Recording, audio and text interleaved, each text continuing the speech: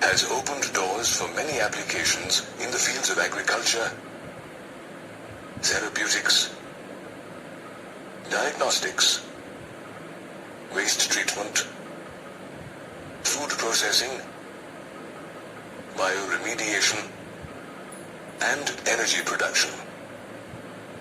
It uses genetically modified plants, fungi, and animals to produce biopharmaceuticals.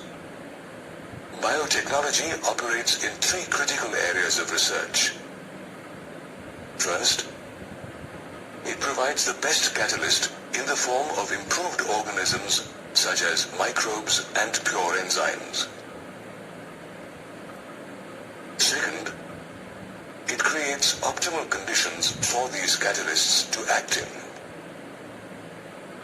And third, biotechnology provides downstream processing technologies which help in the purification of protein and organic compounds.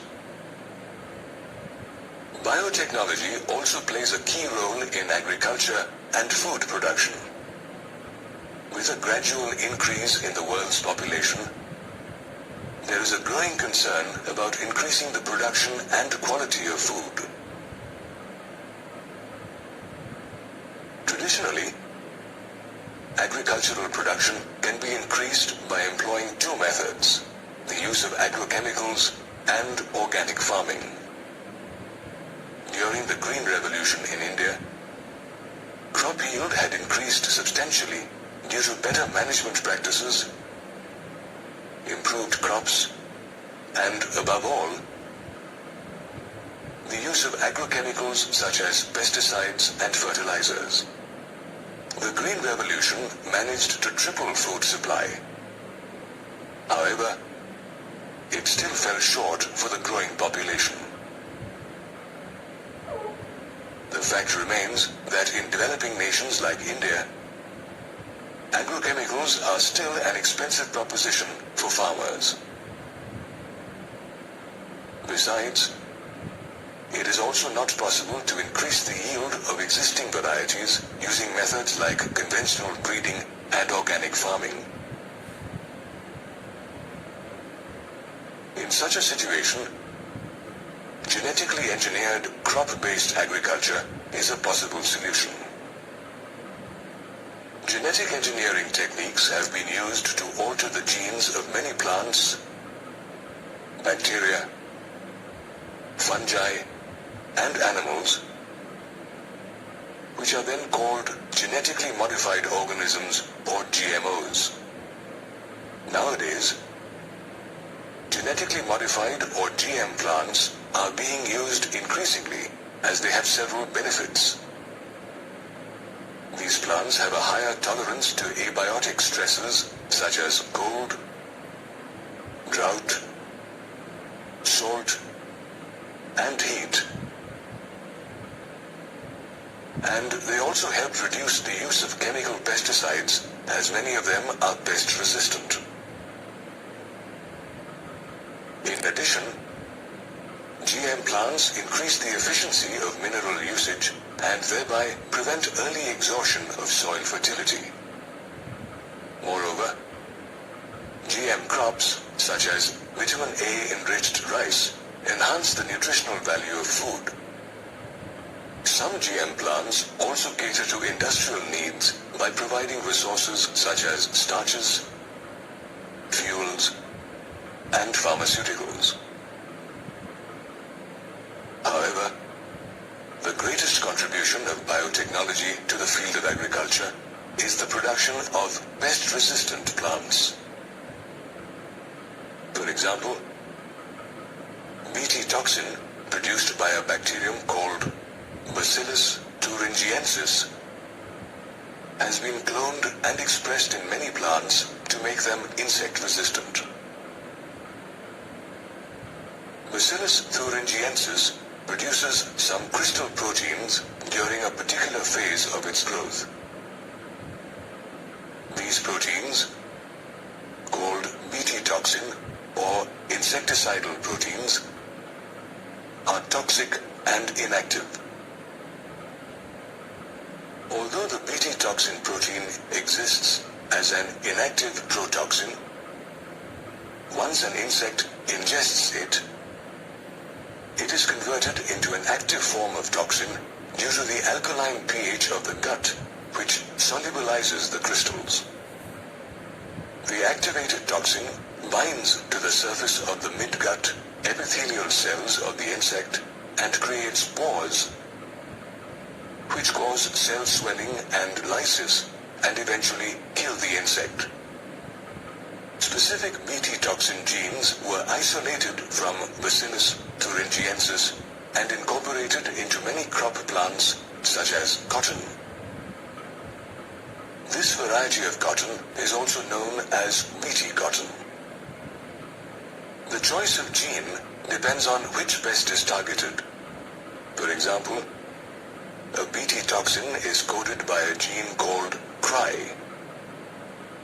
Cry genes are encoded by Cry1AC,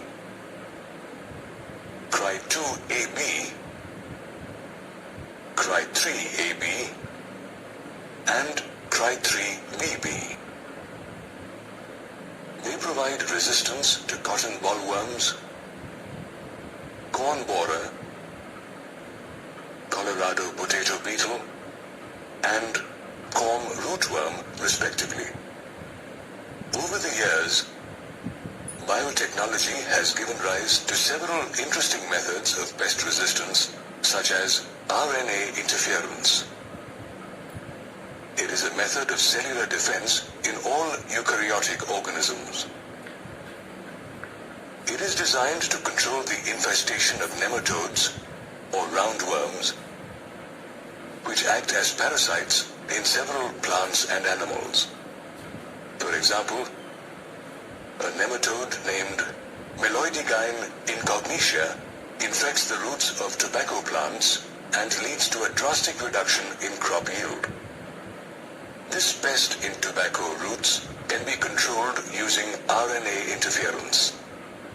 This method involves silencing of a specific messenger RNA of the nematode due to a complementary double-stranded RNA molecule. The source of this complementary RNA could be from an infection by viruses having RNA genomes or mobile genetic elements called transposons. These transposons replicate via an RNA intermediate called reverse transcriptase. Using agrobacterium vectors, nematode-specific genes are introduced into the host tobacco plant. Since these two RNAs are complementary to each other, they form a double-stranded RNA that initiates RNA interference.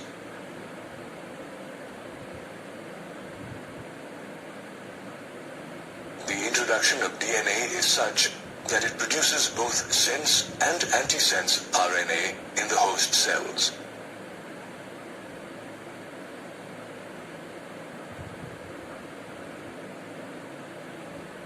The small interfering RNA strands of double-stranded RNA bind to messenger RNA and prevent translation of the mRNA that cause silencing.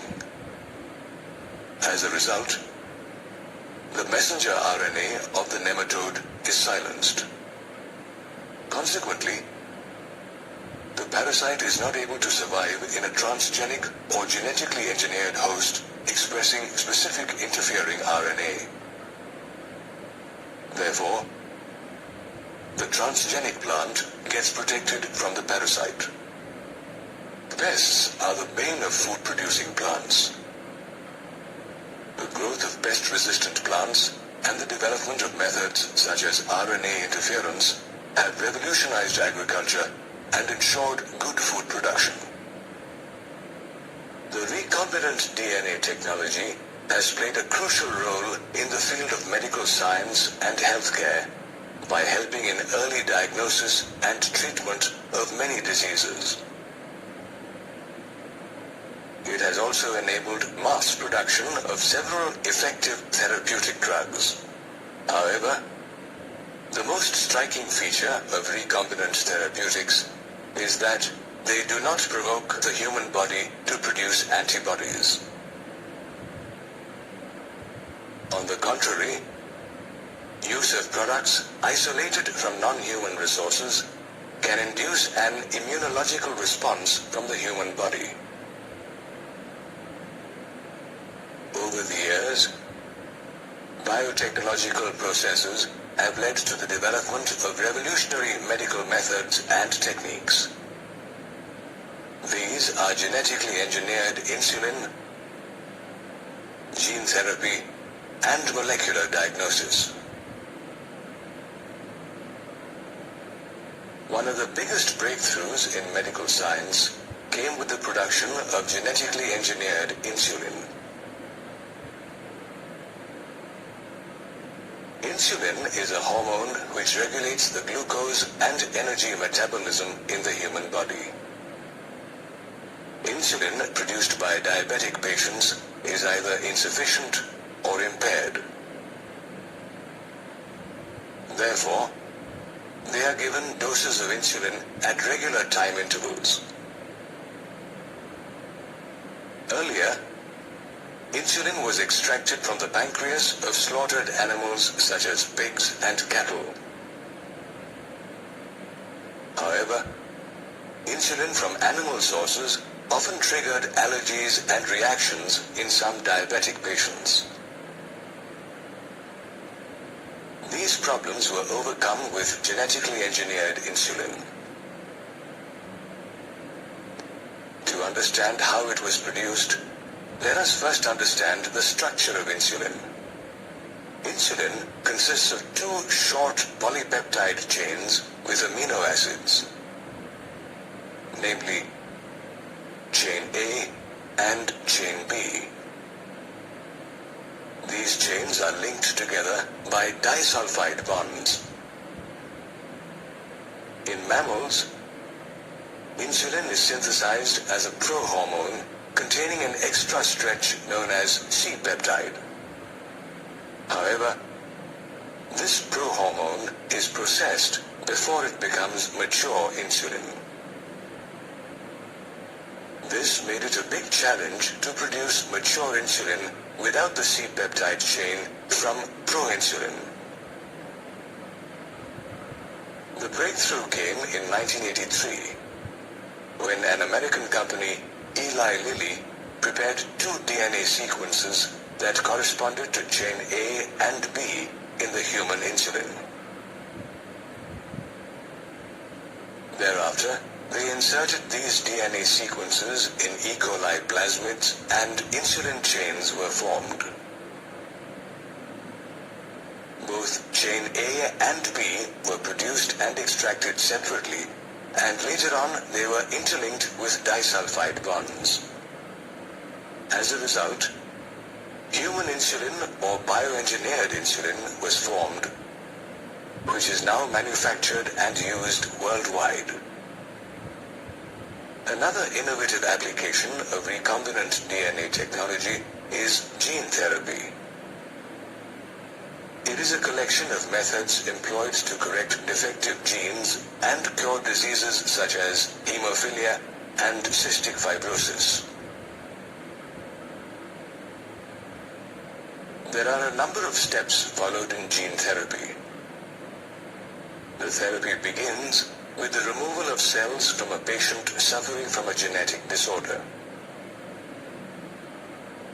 Simultaneously, in the laboratory, a virus, which acts as a vector, is altered so that it cannot reproduce. A therapeutic gene is then inserted into this virus. Next, the altered virus is mixed with the cells taken from the patient. As a result, the cells which were taken from the patient become genetically altered. Finally, the altered cells are injected into the patient. These genetically altered cells produce the desired protein or hormone in the patient, and in this way, gene therapy eliminates the root cause of the disease. Gene therapy was used for the first time in 1990 on a 4-year-old girl suffering from adenosine deaminase deficiency, also known as ADA deficiency. While treating ADA deficiency using gene therapy, lymphocytes are collected from the patient's blood and are then grown in a culture outside the body. After this, a functional ADA, that is, a complementary DNA, is introduced into the lymphocytes with the help of retrovirus vector. Thereafter, the lymphocytes are returned to the patient's blood by transfusion. ADA deficiency is a hereditary disease, and the patients suffering from it bear non-functional T lymphocytes. ADA is caused due to deletion of the gene for adenosine deaminase enzyme, which is essential for the functioning of the immune system. Before the advent of gene therapy, ADA deficiency was cured with the help of bone marrow transplantation and enzyme replacement therapy. Bone marrow transplantation involves the transplantation of blood stem cells derived from bone marrow, while enzyme replacement therapy is a medical treatment that involves the replacement of a certain enzyme by injection. However, none of these methods could cure ADA completely. However, if a functional ADA from bone marrow cells is introduced at an early embryonic stage, a permanent cure can be achieved. However, these cells are not immortal. Hence, usually, patients need regular infusions of genetically engineered lymphocytes. Apart from treatment of diseases, biotechnological methods are also used effectively for molecular diagnosis of diseases. Conventional methods of diagnosis, such as urine and serum analysis, detect the presence of a pathogen at a relatively late stage when pathogen concentration in the body becomes very high.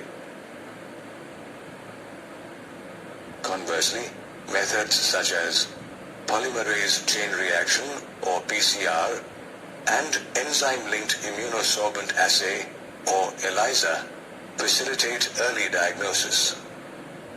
PCR can detect a bacteria or virus even when its concentration is quite low in the body by amplifying their nucleic acid. It is commonly used these days to detect HIV in suspected AIDS patients, genetic disorders, and gene mutations in suspected cancer patients. The other method of molecular diagnosis is enzyme-linked immunosorbent assay or ELISA, which is based on the principle of antibody-antigen interaction. It can detect the pathogenic infection by the presence of antigens such as proteins and glycoproteins, or by detecting the antibodies synthesized against the pathogen. ELISA and PCR have completely modernized the methods of disease detection. Along with gene therapy and genetically engineered insulin, these biotechnological innovations have transformed the face of medicine and healthcare. Over the last few decades, there has been rapid growth in the field of molecular biology and biotechnology. This growth is a result of intensive research undertaken in these fields with the help of transgenic animals. The genome of transgenic animals is deliberately modified to possess and express an extra foreign gene. Over 95% of transgenic animals are mice. Before the development of molecular genetics, the regulation and function of mammalian genes could only be studied through the observation of inherited characteristics or spontaneous mutations. the science of genetics developed quite late. However, breeding animals for purposes such as increased milk production was known to man for a long time. The first genetically engineered animals were the chimeric mice produced during the 1970s. They were created through an experiment in which cells of two different embryos of different strains were combined together at an early stage of development. Therefore, a single embryo was formed and implanted into a surrogate mother who gave birth to chimeric mice. These mice exhibited characteristics of each strain and became the first transgenic animals. Let us now understand the main reasons behind the use of transgenic animals. Some transgenic animals can be especially designed to study gene regulation and the effects of genes on the normal functions of the human body and its development. For example, they can help in the study of the biological role of the insulin-like growth factor. To study the role of insulin in humans, genes from a rabbit or a mouse are introduced into another mouse, which then gives birth to transgenic animals having the altered gene for insulin. Then, the biological effects of this introduced gene are studied. Thereafter, information is obtained about the role of insulin in the human body. Transgenic animals are also designed to understand how genes contribute to the development of a disease. They serve as models and help in the research of new treatments for diseases such as cancer, cystic fibrosis, rheumatoid arthritis, and Alzheimer's disease. Transgenic animals are used to produce expensive biological products such as alpha-1 antitrypsin at a cheaper rate. Alpha-1 antitrypsin is required for making medicines for the treatment of human diseases such as emphysema. Attempts are also being made to create biological products for the treatment of genetic disorders such as phenylketonuria or PKU and cystic fibrosis. In 1997, the first transgenic cow, Rosie, was created, which produced human protein-enriched milk containing 2.4 grams of human protein in every liter. This milk contained the human gene alpha-lactalbumin, which made it a more nutritionally balanced product than natural cow milk. Therefore, the milk of the transgenic cow Rosie could be given to babies and elderly people with special nutritional and digestive needs.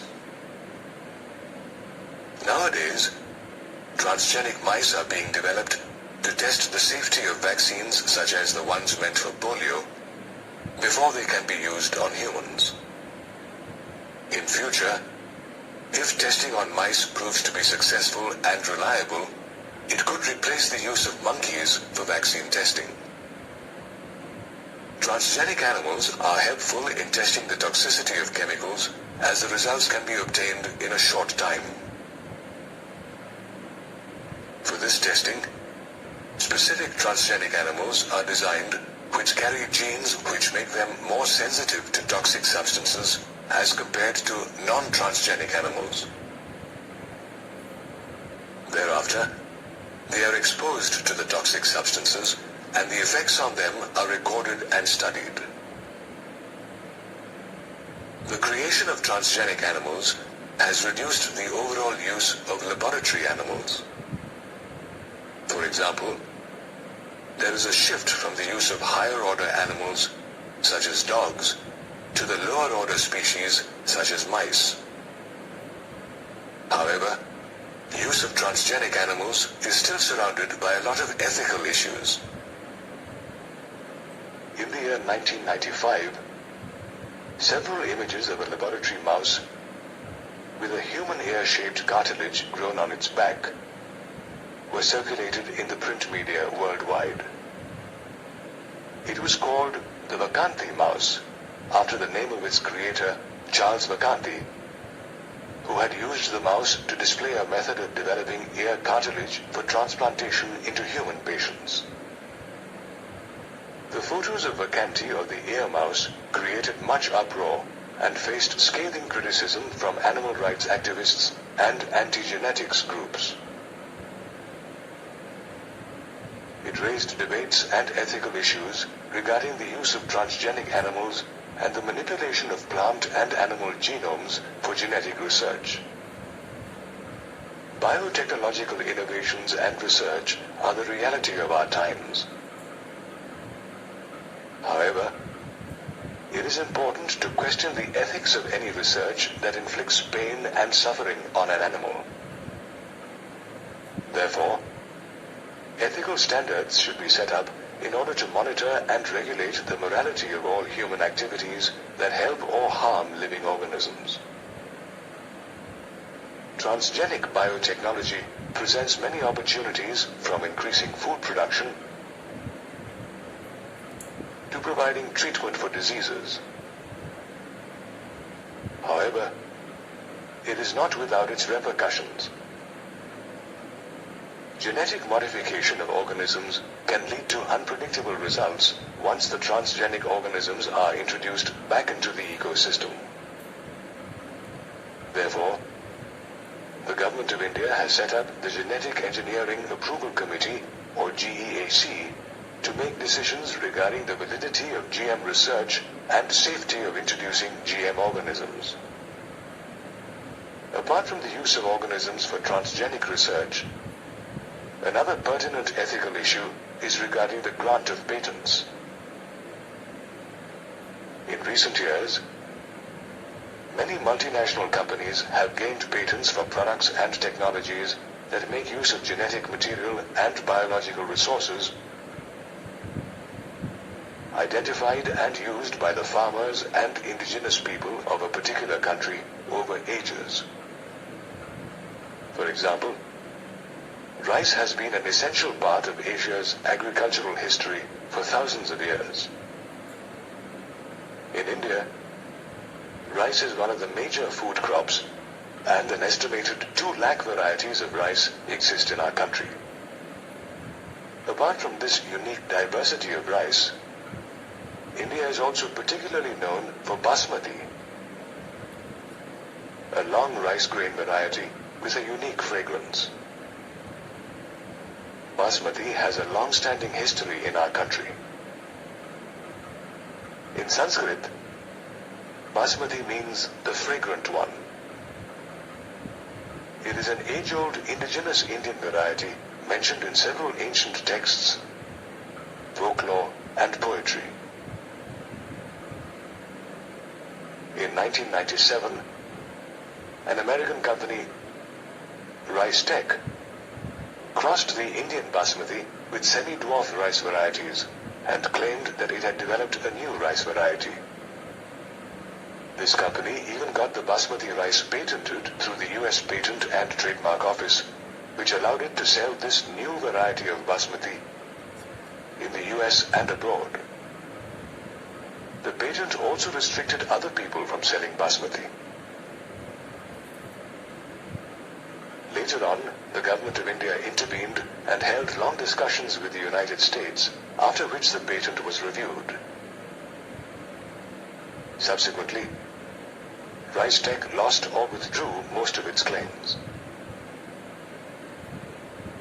Apart from basmati, attempts have been made to patent products and processes based on Indian herbal medicines. Such blatant use of bioresources by multinational companies without proper authorization from the respective country and its people, and without compensatory payment to them, is known as biopiracy. Developing nations such as India have a rich biodiversity and traditional knowledge regarding their bioresources. In contrast, the industrialized nations of the world are financially sound, but they lack biodiversity as well as traditional knowledge of bioresources.